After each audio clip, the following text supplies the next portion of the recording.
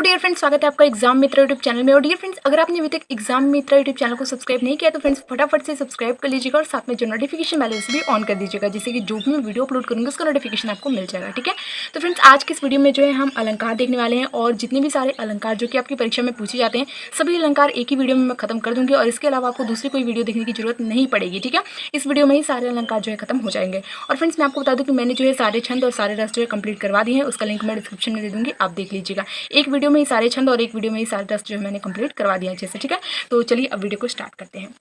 तो आज के इस वीडियो में हम अलंकार देखने वाले हैं और बहुत ही अच्छे से मैं आपको बताऊंगी, उदाहरण बहुत आसान बताऊंगी जिससे कि आपको फटाफट से याद भी हो जाएगा।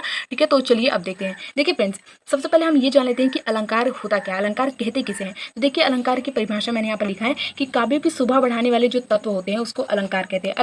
अलंकार की परिभाषा बहुत आसान है, आप इसे आसानी से याद कर सकते हैं कि काव्य की शोभा बढ़ाने वाले तत्व को जो है अलंकार कहते हैं। हालांकि अलंकार की परिभाषा जो आपकी परीक्षा में नहीं पूछा जाता है, लेकिन एक मतलब याद रखने के लिए जो है आप इसकी परिभाषा को अच्छे से याद कर सकते हैं। ठीक है, अब देखिए अलंकार के जो है दो मुख्य भेद होते हैं। कौन कौन से मुख्य भेद होते हैं वो हम देख लेते हैं। और देखिए मैं आपको बता दूं कि अलंकार जो है, अलंकार क्या होता है, गहना होता है, एक आभूषण होता है जिसके द्वारा जो है क्या शोभा वो बढ़ाता है अलंकार किसी भी काव्य की। ओके, अब देखिए अलंकार के जो है फ्रेंड्स वो दो मुख्य भेद होते हैं। कौन कौन से भेद होते हैं? सबसे पहला होता है शब्दालंकार और दूसरा होता है अर्थालंकार। अगर हम सबसे पहले बात करें शब्दालंकार की कि शब्दालंकार क्या होता है तो चलिए देख लेते हैं। देखिए फ्रेंड्स, जहाँ काव्य में शब्दों के कारण जो है वो चमत्कार उत्पन्न हो जाता है वहाँ शब्दालंकार होता है। ठीक है, शब्दों के द्वारा चमत्कार उत्पन्न होता है काव्य में तो वहाँ शब्दालंकार होता है। अब शब्दालंकार के भेद होते हैं, तो सबसे पहला होता है अनुप्रास, दूसरा होता है यमक और तीसरा होता है श्लेष। अब हम इन्हें देख लेते हैं, इनकी परिभाषा और उदाहरण देख लेते हैं, क्योंकि यही जो है परीक्षा में आपसे पूछा जाता है कि अनुप्रास अलंकार बताइए, यमक अलंकार बताइए या श्लेष अलंकार बताइए। यही जो है परीक्षा में आपकी पूछा जाता है। तो चलिए अब इसे देख लेते हैं। उसके बाद से जो है हम अर्थालंकार को देख लेंगे और अर्थालंकार के भी जो भेद होते हैं उसको देख लेंगे फ्रेंड्स। ठीक है, तो देखिए फ्रेंड्स अनुप्रास अलंकार क्या होता है तो ये मैं आपको बता देती हूँ। इसकी देखिए परिभाषा, जहाँ वर्णों की जो है बार बार आवृत्ति होती है। वर्ण क्या होते हैं? अक्षर होते हैं। आपने अक्षर तो देखा ही है, क ख ग घ, ये सब क्या, ये वर्ण है, अक्षर। जहाँ वर्णों की बार बार आवृत्ति होती है वहाँ अनुप्रास अलंकार होता है। अगर हम इसके उदाहरण की बात करें फ्रेंड्स तो उदाहरण देखिए, उदाहरण बहुत आसान है, आप बहुत अच्छे से समझ जाएंगे। तरुणी तनुजा तटतमाल तरुवर बहुत छाए, यहाँ पर देखिए ये इसका उदाहरण है अनुप्रास अलंकार का। और अनुप्रास अलंकार के उदाहरण को आप बहुत अच्छे से समझ सकते हैं इसकी परिभाषा से। यहाँ पर लिखा है कि जहाँ वर्णों की बार बार आवृत्ति होती है वहाँ अनुप्रास अलंकार होता है। तो देखिए यहाँ पर त ये क्या है? ये वर्ण है, अक्षर है। तो यहाँ पर जो इनकी आवृत्ति बार बार हुई है तो ये अनुप्रास अलंकार है। और मैंने यहाँ पर लिख भी दिया है कि यहाँ पर जो है त वर्ण की आवृत्ति जो है बार बार हुई है तो ये जो है अनुप्रास अलंकार है। तो परीक्षा में जब आपसे पूछेगा अनुप्रास अलंकार तो बस आप इतना लिख देंगे, आपको फुल मार्क्स मिल जाएगा। अब चलिए हम दूसरा अलंकार देख लेते हैं। अब देखिए फ्रेंड्स यमक अलंकार, यमक अलंकार भी आप बहुत अच्छे से समझ जाएंगे। जहाँ भिन्न भिन्न अर्थों वाले जो है वो शब्दों की आवृत्ति हो वहाँ यमक अलंकार होता है। भिन्न भिन्न अर्थ का मतलब होता है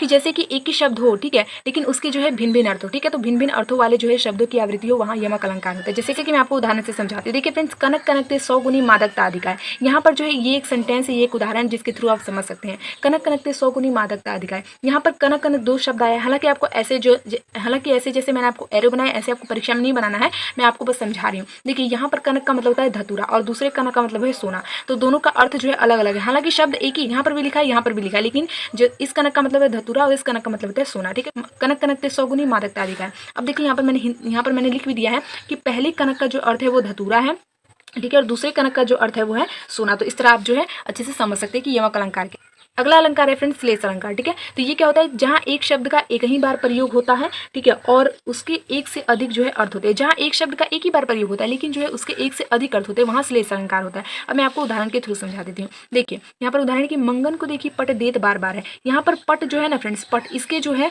दो अर्थ आए हैं। यहाँ पर पट जो है वो एक ही बार आया है और इसी के जो है दो अर्थ है। यहाँ पर जो है कनक दो बार आया था और इसके अलग अलग अर्थ है, लेकिन यहाँ पर पट जो है एक ही बार आया है इसके दो अर्थ है। कैसे? यहाँ पर पट का दो अर्थ है, वस्त्र और एक दरवाजा। ठीक है, यहाँ पर दो शब्द आए थे, जैसे कि दोनों शब्द एक ही जैसे थे लेकिन दोनों के अलग अलग अर्थ थे। और यहाँ पर एक ही शब्द है पट, लेकिन इसके जो है दो अर्थ। तो जहाँ पर भी एक शब्द के दो अर्थ आपको दिखाई दे वहाँ पर जो है श्लेष अलंकार होता है। ठीक है, तो परिभाषा से आप देख ही सकते हैं कि जहाँ एक शब्द एक ही बार प्रयोग होता है और उसके अर्थ जो है एक से अधिक होते हैं वहाँ श्लेष अलंकार होता है। तो यहाँ पर पट के दो अर्थ हैं, वस्त्र और दरवाजा। ठीक है, यहाँ पर श्लेष अलंकार है। अब चलिए अगला देखते हैं। तो अगला जो है फ्रेंड्स ये है अर्थालंकार और मैंने आपको शब्दालंकार बता दिया है। अब हम अर्थालंकार देख लेते हैं। अर्थालंकार देखिए, जहाँ काव्य में जो है अर्थों के द्वारा चमत्कार उत्पन्न होता है, ठीक है, वहाँ पर जो है अर्थालंकार होता है। तो जहाँ काव्य में अर्थों के द्वारा चमत्कार उत्पन्न हो जाता है वहाँ अर्थालंकार होगा, और जहाँ काव्य में जो शब्दों के द्वारा चमत्कार उत्पन्न होगा वहाँ शब्दालंकार हुआ। अब हम शब्दालंकार के भेद देख लेते हैं। तो शब्दालंकार के भी भेद देख लीजिए फिर। तो देखिए फिर शब्दालंकार के भेद उपमा, रूपक और उत्प्रेक्षा। तो चलिए अब इसके बारे में भी हम देख लेते हैं। देखिए फ्रेंड्स, उपमा अलंकार क्या होता है कि जहाँ एक वस्तु की जो समानता या तुलना है वो किसी दूसरे वस्तु से की जाती है, वहाँ जो है उपमा अलंकार होता है। बहुत बहुत आसान है, ठीक है। तो इसमें क्या होता है कि किसी एक वस्तु, कोई एक वस्तु है और उसकी तुलना जो है किसी दूसरे वस्तु से की जाती है, ठीक है, वहाँ पर जो है उपमा अलंकार होता है। तो चलिए इसका उदाहरण देख लेते हैं।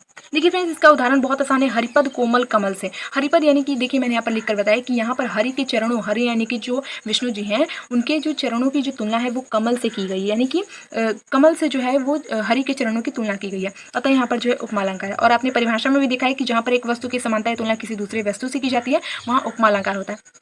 तो देखिए फ्रेंड्स, अगला अलंकार है रूपक अलंकार। जहाँ उपमेय में जो है उपमान का भेद रहित आरोप हो, या फिर आप कह सकते हैं कि जहाँ उपमेय तथा उपमान में कोई अंतर ना दिखाई दे, अर्थात उपमेय और उपमान को जो है एक कर दिया जाए, वहाँ जो है रूपक अलंकार होता है। अब आप बहुत कंफ्यूज होंगे कि उपमेय और उपमान क्या होता है, तो मैं आपको ये समझा देती हूँ। देखिए फ्रेंड्स, उपमेय का मतलब होता है कि जिसकी तुलना की जाती है, और उपमान का मतलब होता है कि जिससे तुलना की जाती है। यानी कि देखिए, मान लीजिए कोई वस्तु है, ठीक है, किसी वस्तु की तुलना किसी दूसरी चीज से की जा रही है। जैसे मान लीजिए कि मैं आपको बता देती हूँ चंद्रमा। तो चंद्रमा की तुलना, जैसे मान लीजिए खिलौना है, एक चंद्रमा है, तो खिलौने की जो तुलना है वो चंद्रमा से की जा रही है, ठीक है। तो यहाँ पर जो खिलौना है वो क्या हो जाएगा, यहाँ पर खिलौना क्या हो जाएगा, खिलौना जो है उपमेय हो जाएगा, और चंद्रमा क्या है, चंद्रमा जो है उपमान हो जाएगा, ठीक है। तो यहाँ पर आप उदाहरण से समझ सकते हैं। देखिए, मैं तो चंद्र खिलौना ले हूँ। चंद्र खिलौना ले हो यानी कि वो क्या चंद्रमा जी को ले रहा है खेलने के लिए? नहीं, कहने का मतलब है कि चंद्रमा के समान खिलौना ले। एक बच्चा है, छोटा सा बच्चा, वो कहता है कि मैया मैं तो चंद्र खिलौना ले, यानी कि चंद्रमा के समान खिलौना ले, ठीक है। तो यहाँ पर जो है ये जो चंद्र है, चंद्रमा है, देखिए यहाँ पर मैंने लिखकर आपको बताया है कि यहाँ पर चंद्र जो है वो उपमान है और खिलौना जो है उपमेय है। उपमेय का मतलब होता है कि जिसकी तुलना की जाती है। यहाँ पर खिलौने की तुलना जो है वो चंद्र से की गई है, अतः यहाँ पर खिलौने की तुलना जो है वो चंद्रमा से की जा रही है। यहाँ पर खिलौना क्या है, उपमेय है। यहाँ पर खिलौना क्या है, उपमेय है, यानी कि जिसकी तुलना की जाती है। खिलौने की तुलना की जा रही है चंद्र से। चंद्र क्या है, चंद्र यहाँ पर है उपमान, यानी जिससे तुलना की जाती है। देखिए अगला अलंकार है उत्प्रेक्षा अलंकार। और उत्प्रेक्षा अलंकार क्या होता है कि जहाँ उपमेय में जो है उपमान की संभावना व्यक्त की जाती है। हालांकि यहाँ पर बस संभावना व्यक्त की जाती है, ठीक है, मतलब ऐसा लगता है कि मानो वही है, ठीक है, तो संभावना बस व्यक्त की जाती है, वहाँ जो है उत्प्रेक्षा अलंकार होता है। जैसे कि उदाहरण देख लीजिए, उदाहरण के थ्रू आप बहुत अच्छे से समझ सकते हैं। देखिए, सोहत ओढ़े पीत पट श्याम सलोने ज्ञात मनहु नीलमणि सैन पर आतप परे प्रभात। देखिए, सोहत ओढ़े पीत पट का मतलब होता है वस्त्र। मैंने आपको पहले ही बताया, श्याम जी जो है वो पीले कलर का कपड़ा पहनते हैं, तो ऐसा मानो प्रतीत होता है ना देखकर, जैसे कि नीलमणि सैल पर जो यानी कि पहाड़ पर्वत पर जो है वो सूर्य जी जो है वो निकल आए हैं, ठीक है। तो यहाँ पर लिखा है कि मनहु नीलमणि सैल पर आतप परे प्रभात, यानी कि सुबह हो गई, जैसे मानो ऐसा प्रतीत होता है कि नीलमणि सैल पर जो है वो आतप परे प्रभात, यानी कि प्रभात की जो किरण है वो पड़ रही है, यानी कि सुबह हो गई है, ठीक है, सूर्य की जो किरण है वैसे पड़ रही है। ओके, तो वो पीला कलर का ही कपड़ा पहनते हैं, तो ऐसे देखकर उन्हें प्रतीत होता है। ये संभावना की जा रही है, यहाँ पर एकदम सही नहीं है, लेकिन संभावना की जा रही है, ठीक है, एक संभावना है, ठीक है। तो ये जो है उत्प्रेक्षा अलंकार है। तो आपको जो है ये उदाहरण और ऐसे जो परिभाषा मैंने लिखकर आपको बताया, उत्प्रेक्षा अलंकार जब पूछेगा तो आपको लिख देना है। तो इस वीडियो में फ्रेंड्स जो सारे अलंकार है वो कंप्लीट हो गए। मैं आशा करती हूँ कि आपको ये वीडियो बहुत बहुत पसंद आया होगा। तो अगर आपको ये वीडियो पसंद आया होगा तो वीडियो को लाइक कर दीजिएगा। अगर आप लाइक करते हैं तो एक मोटिवेशन मिलता है कि आपको वीडियो अच्छी लगी और मैंने जो आपको बताया है वो आपको समझ में अच्छे से आ गया है। तो वीडियो को लाइक कर दीजिएगा। और एग्जाम मित्र यूट्यूब चैनल को अगर आपने अभी तक सब्सक्राइब नहीं किया तो फटाफट से जाइए और एग्जाम मित्र यूट्यूब चैनल को सब्सक्राइब करके साथ में नोटिफिकेशन बेल को भी ऑन कर दीजिए। और अपने फ्रेंड्स को भी बताइए इस चैनल के बारे में, और वीडियो को ज़्यादा से ज़्यादा शेयर कीजिएगा आप, ठीक है, अपने फ्रेंड्स के पास। और अगर आपको कोई भी क्वेश्चन हो तो कमेंट में प्लीज़ पूछ लीजिएगा, ठीक है।